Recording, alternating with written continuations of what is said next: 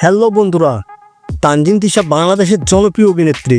সম্প্রতি একটি অনুষ্ঠানে তার পোশাক নিয়ে শুরু হয়েছে তুমুল আলোচনা ও সমালোচনা। সামাজিক মাধ্যমে বইছে ঝড়। কি হয়েছে আসল ঘটনা? তিশা কি বলছেন এসব সমালোচনার জবাবে? চলুন জানা যাক। সম্প্রতি একটি ফ্যাশন শো পুরস্কার বিতরণী অনুষ্ঠানে উপস্থিত ছিলেন তানজিন তিশা। সেখানে তার পোশাক নিয়ে কিছু দর্শকদের মধ্যে মিশ্র প্রতিক্রিয়া দেখা যায়। কারো মতে এটি ছিল স্টাইলিশ এবং মডার্ন, আবার অনেকে এটিকে অশোভন বলে দাবি করেছেন। সোশ্যাল মিডিয়ায় একদল মানুষ তাকে প্রশংসা করলেও অন্য দল তীব্র সমালোচনা শুরু করে। তাদের বক্তব্য, তার ড্রেস নাকি বাংলাদেশের সংস্কৃতির সঙ্গে যায় না।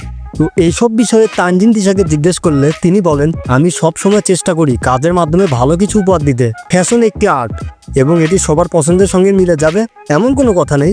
যারা সমালোচনা করছেন তাদের আমি সম্মান করি, কিন্তু আমি মনে করি প্রত্যেকের নিজস্ব পছন্দের স্বাধীনতা থাকা উচিত। তো বন্ধুরা, তানজিন তিশার এমন মতামতকে আপনি কতটুকু সমর্থন করেন অবশ্যই কমেন্টে জানাতে ভুলবেন না। আর অবশ্যই আমাদের চ্যানেলকে সাবস্ক্রাইব করতে ভুলবেন না। ধন্যবাদ।